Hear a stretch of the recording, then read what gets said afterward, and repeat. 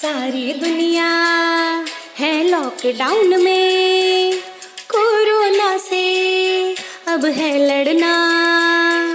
समझदारी इतनी करनी है, सावधानी हमको रखनी है। 2 गज की दूरी में रहकर बात है हम सबको करनी है। बच्चों आओ पढ़ो सभी, कोरोना भूल जाओ अभी। बच्चों आओ पढ़ो सभी, कोरोना भूल जाओ अभी। पढ़ना लिखना है सबको, आगे बढ़ना है सबको।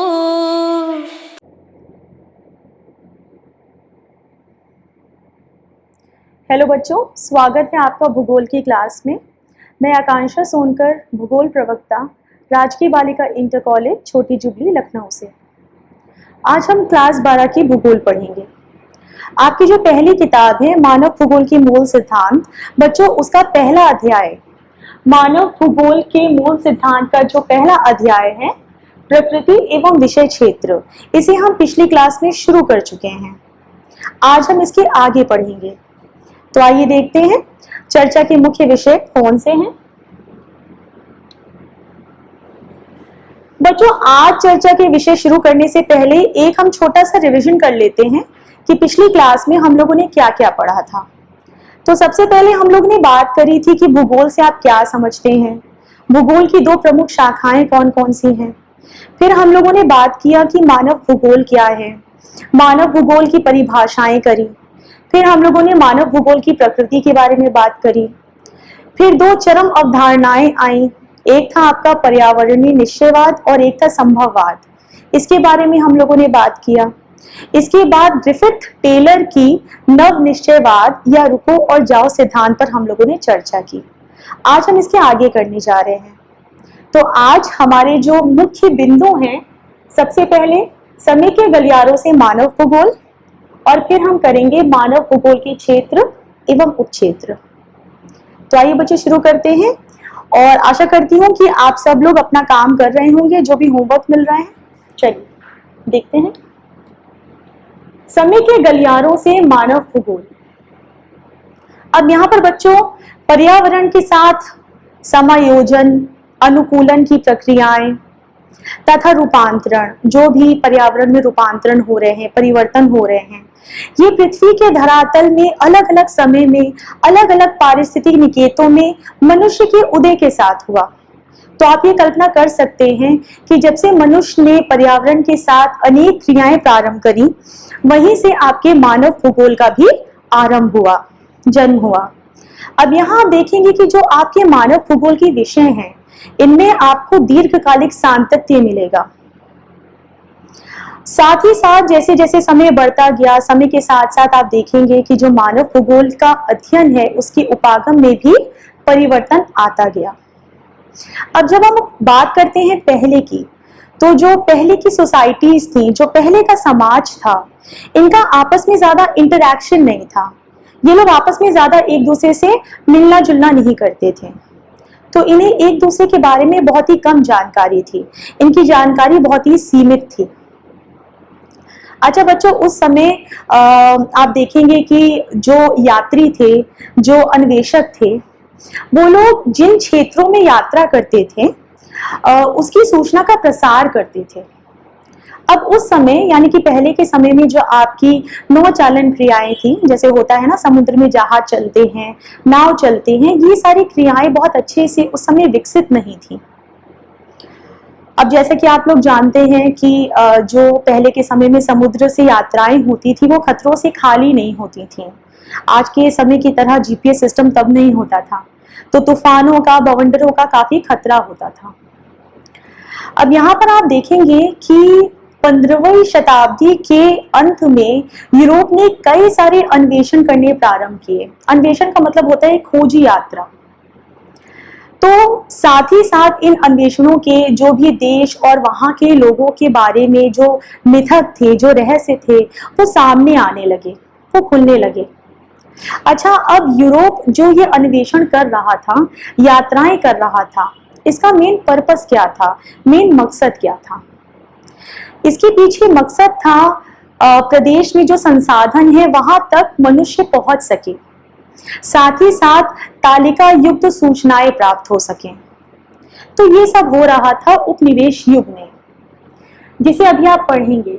अब यहाँ पर लिखा है मानव भूगोल की वृहत अवस्थाएं।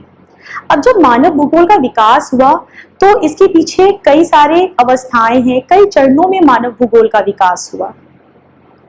जो सबसे पहला चरण है वो है आपका आरंभिक उपनिवेश युग, जिसकी अभी हम बात कर रहे थे।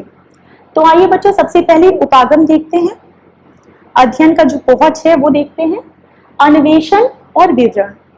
अन्वेषण का अर्थ अभी मैंने आपको बताया, इसका अर्थ होता है जब हम कुछ खोजने के लिए किसी यात्रा पे निकलते हैं, और विवरण का अर्थ होता है जब हम कोई विस्तार पूर्वक जानकारी एकत्रित करते हैं।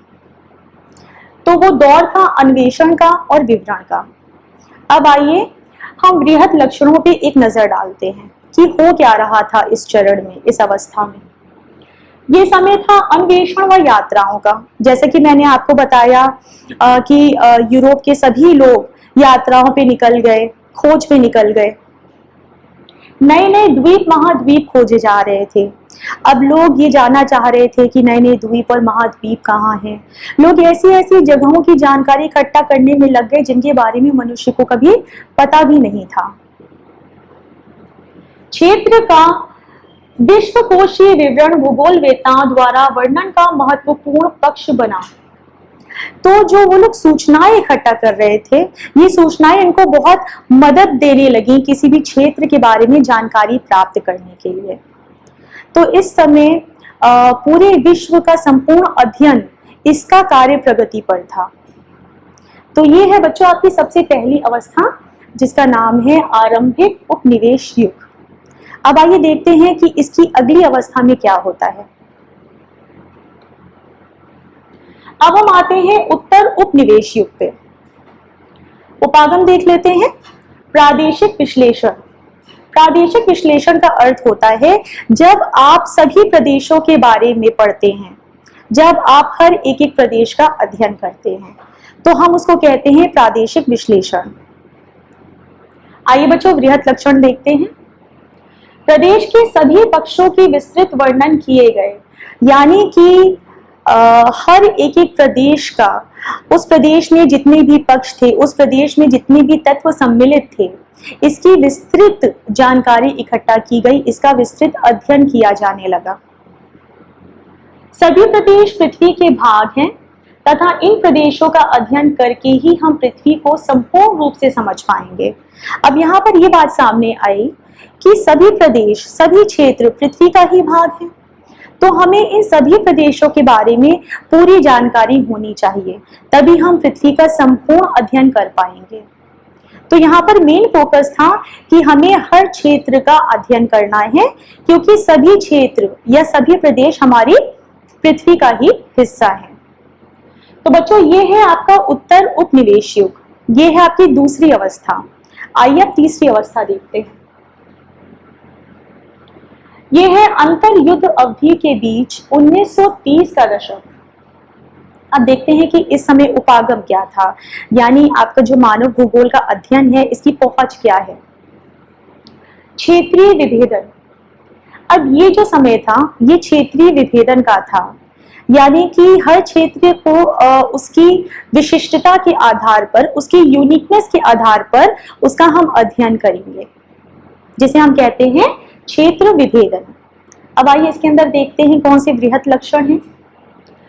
ये समय था क्षेत्र भेद का। जैसे कि मैंने अभी आपको बताया कि हर क्षेत्र की अपनी कोई ना कोई खूबी होती है, अपनी कोई ना कोई विलक्षणता होती है, तो इसके आधार पर हम क्षेत्रों का भेद करेंगे, उन्हें भिन्न भिन्न कर देंगे। एक प्रदेश अन्य प्रदेशों से किस प्रकार और क्यों भिन्न है। अब यहाँ पर यह जानने की जरूरत महसूस हुई कि एक प्रदेश दूसरे प्रदेश से क्यों भिन्न है और कैसे भिन्न है, ये जानना जरूरी हो गया। प्रदेश की विलक्षणता की पहचान पर बल दिया गया। अब हर प्रदेश की कोई ना कोई विलक्षणता होती है, अपनी कोई ना कोई विशिष्टता होती है, जिसे हम इंग्लिश में कहते हैं यूनिकनेस।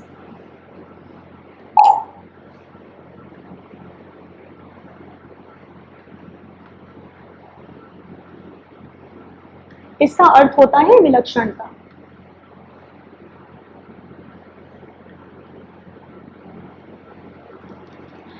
इस विलक्षणता के आधार पर हम प्रदेशों को एक दूसरे से अलग कर देंगे और फिर हम इनका गहन अध्ययन करेंगे। अब जैसे कि पहाड़ी क्षेत्र अलग कर दिए गए, मैदानी क्षेत्र अलग कर दिए गए, इस तरह से। ये सिर्फ एक उदाहरण है बच्चों। आइए अब हम देखते हैं कि इसकी बाद की अवस्था कौन सी है।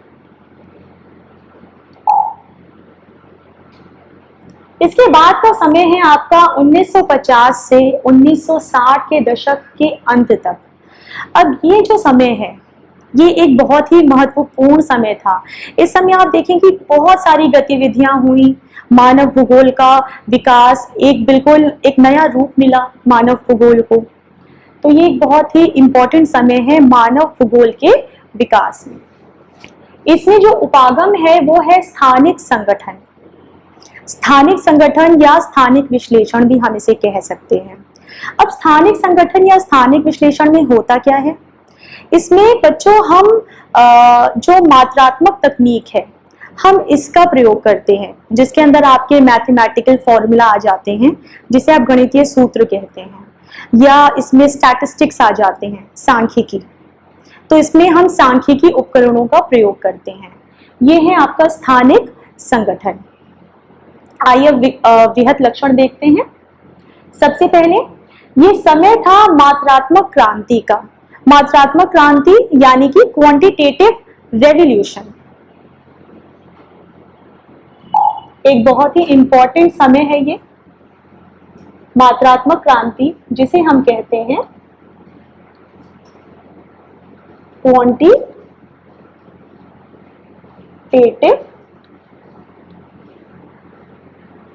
रेवोल्यूशन। बच्चों ये इंग्लिश के टर्म्स भी आप लोगों को पता होने चाहिए और एग्जाम में आप इन्हें भी लिख सकते हैं, ठीक है। तो जैसे कि मैंने आपको बताया, इसमें हम गणितीय सूत्र, आपकी सांख्यिकी है ना, मैथमेटिकल फॉर्मूला, स्टैटिस्टिक्स, हम इन सब चीजों का यूज करने लग गए थे इस समय में। कंप्यूटर और सांख्यिकी विधियों का प्रयोग किया जाने लगा।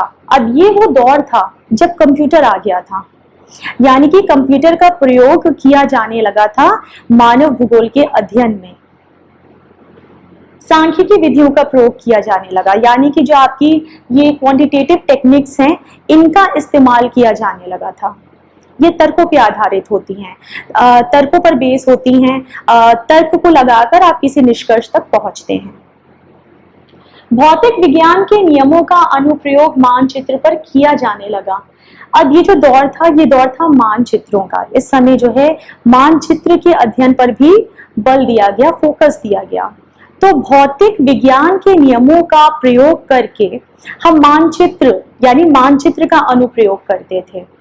अब यहाँ पर आपको बताते हैं, जैसे कि किसी स्थान पर बहुत सारे उद्योग हो सकते हैं, तो हम इन उद्योगों को मानचित्र पर बिंदुओं से सबसे पहले दर्शाएंगे, फिर हम इन बिंदुओं को रेखाओं से जोड़ देंगे।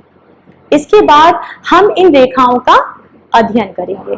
तो इसके अंदर जो स्थिति है, जिसमें सापेक्ष स्थिति है, दूरी है, दिशा है, इन सब चीजों का अध्ययन हम करते हैं। तो ऐसा देखा गया कि जब हम मानचित्र के द्वारा अध्ययन करने लगे तो चीजें काफी सरल हो गई थी। अब जैसे मान लीजिए आपको किसी क्षेत्र की जनसंख्या के बारे में जानना है, तो ये काम मानचित्र द्वारा किया जाने लगा। या उस क्षेत्र में जनसंख्या का घनत्व कितना है, सिर्फ एक उदाहरण है, ज्यादा है, कम है, ये सारी चीजें मानचित्र के द्वारा की जाने लगी। भूगोल का विकास विज्ञान विषय के रूप में हुआ। तो बच्चों ये वो समय था जब आपके मानव भूगोल का विकास एक विज्ञान के विषय के रूप में हुआ। इसमें आप देखेंगे कि बहुत सारी जो नई तकनीकें हैं जो विज्ञान का हिस्सा हैं वो इस्तेमाल की जाने लगी, है ना। जैसे कि आपकी सांख्यिकी है, आपके मैथमेटिकल फॉर्मूले हैं, आपके मानचित्र हैं, आपका कंप्यूटर है। तो इसमें आप देखेंगे कि किस प्रकार से भूगोल का विकास एक विज्ञान के विषय के रूप में होता है। अब बच्चों देखते हैं इसकी बाद की अवस्था कौन सी है। बच्चों एक बहुत इंपॉर्टेंट अवस्था है, एक बहुत इंपॉर्टेंट चरण है मानव भूगोल के विकास में, जो आप लोगों को अच्छे से पता होना चाहिए।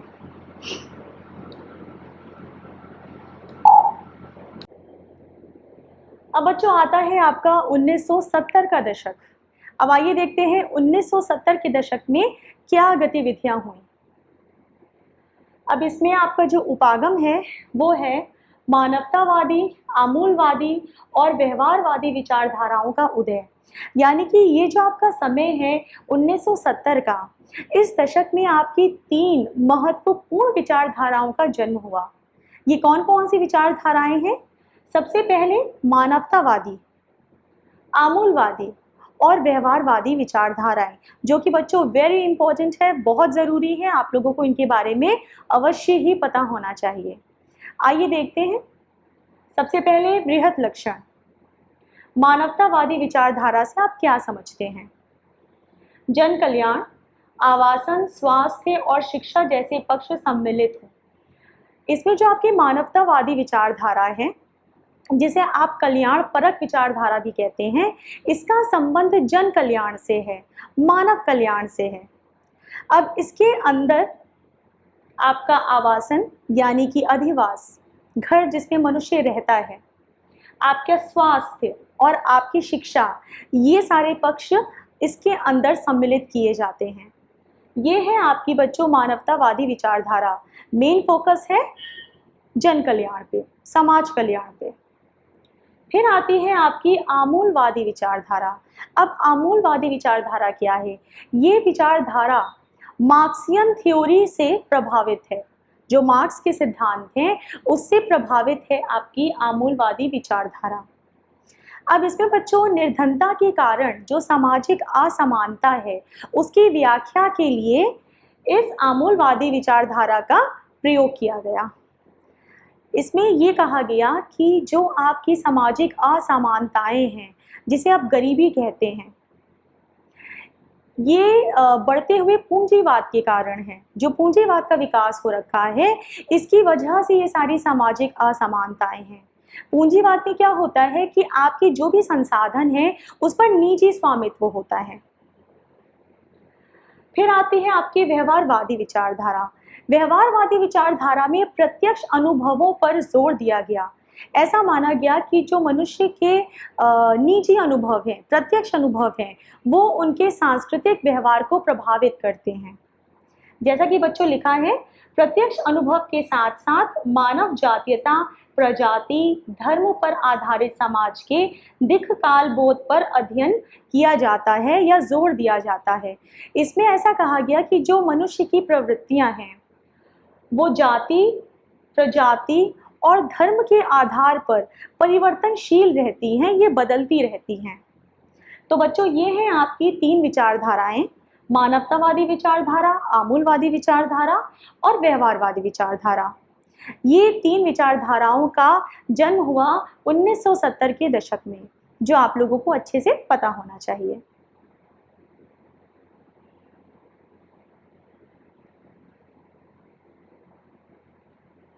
फोकस किया गया, उन पर जोर दिया गया।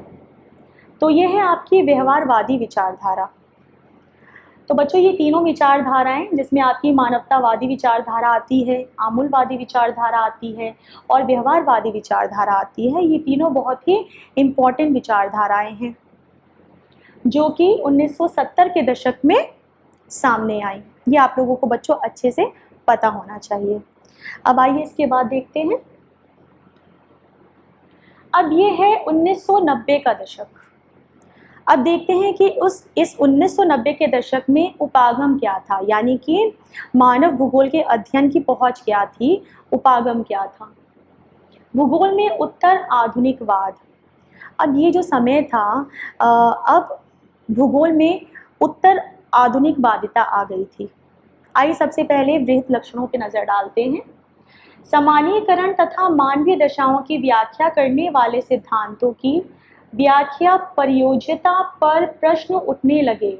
यानी कि सामान्यीकरण और इसके पहले मानव दशाओं की व्याख्या करती हुई जो भी सिद्धांत पहले आ चुके थे, उन पर तरह तरह के प्रश्न किए जाने लगे।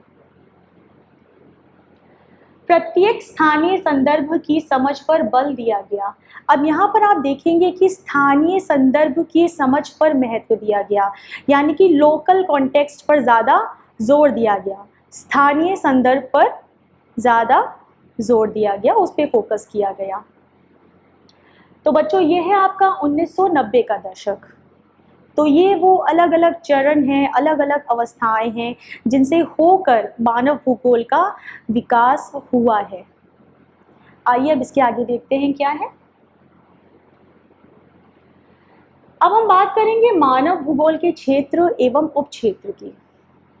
तो बच्चों आपने देखा कि मानव भूगोल मनुष्य और पर्यावरण के बीच में जो भी अनेक क्रियाएं हो रही हैं किसी समय पर, जो समय पर परिवर्तित होती रहती हैं किसी भी समय पर, इनके संबंध की व्याख्या मानव भूगोल करने का प्रयत्न करता है। तो यहाँ पर आप देख रहे हैं कि पृथ्वी के धरातल पर जितने भी मानवीय तत्व पाए जाते हैं इनकी व्याख्या के लिए मानव भूगोल सामाजिक विज्ञान के जो सहयोगी विषय हैं उनके साथ एक घनिष्ठ अंतरापृष्ठ स्थापित करता है। यानी कि आप देखेंगे कि मानव भूगोल का सामाजिक विज्ञान के सहयोगी विषयों के साथ एक संबंध है जिसे हम कहते हैं अंतरापृष्ठ। इंग्लिश में हम इसे कहते हैं इंटरफेस।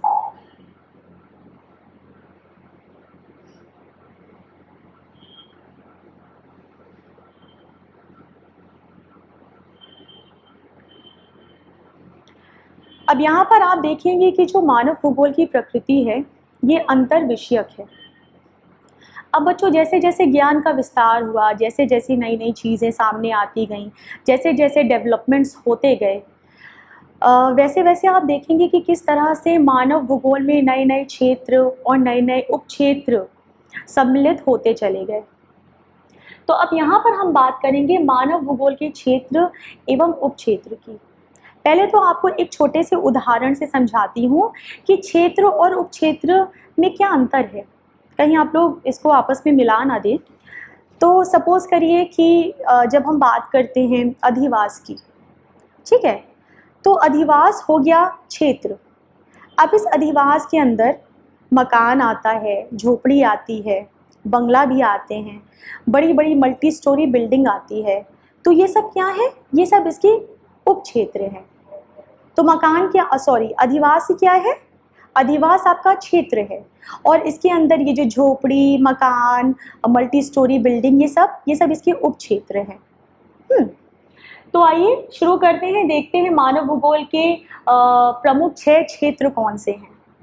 अब इसमें आप देखेंगे कि मानव भूगोल के अंतर्गत जो 6 क्षेत्र आते हैं, सबसे पहले सामाजिक भूगोल, फिर आवास भूगोल, नगरीय भूगोल, राजनैतिक भूगोल, जनसंख्या भूगोल और आर्थिक भूगोल आता है। ये 6 मुख्य क्षेत्र हैं मानव भूगोल के। अब इसमें सामाजिक भूगोल में हम समाज के बारे में पढ़ते हैं, जो हमारी सोसाइटी है, जितनी भी सामाजिक गतिविधियां हैं, इन सब का अध्ययन हम सामाजिक भूगोल में करते हैं। इसके बाद आपका आवास भूगोल आता है। आवास भूगोल के अंदर अधिवास यानी कि ग्रामीण अधिवास, नगरीय अधिवास, फिर इन अधिवासों का प्रतिरूप क्या है, फिर यहाँ पर लोग क्या काम करते हैं, ये सारी चीज़ें हम आवास भूगोल के अंतर्गत पढ़ते हैं। इन चीज़ों का हम इसके अंदर अध्ययन करते हैं। अब इसके बाद आता है आपका नगरीय भूगोल। इसमें हम नगरों के बारे में पढ़ते हैं, जो भी आपके अलग अलग प्रकार के नगर हैं उनका अध्ययन करते हैं। राजनीतिक भूगोल में हम राजनीतिक सभी गतिविधियों के बारे में पढ़ते हैं। जनसंख्या भूगोल में हम जनसंख्या के बारे में पढ़ते हैं, कितने पुरुष हैं, कितनी महिलाएं हैं, उनका लिंग अनुपात, ये सब पढ़ते हैं। आर्थिक भूगोल में जो भी आर्थिक क्रियाएं हैं, आर्थिक गतिविधियां हैं किसी भी देश की, उनका हम अध्ययन करते हैं। अब उपक्षेत्र पे आते हैं। आप देखेंगे कि सामाजिक भूगोल के जो उपक्षेत्र हैं उसके अंतर्गत व्यवहारवादी भूगोल आता है, सांस्कृतिक भूगोल आता है, लिंग भूगोल आता है।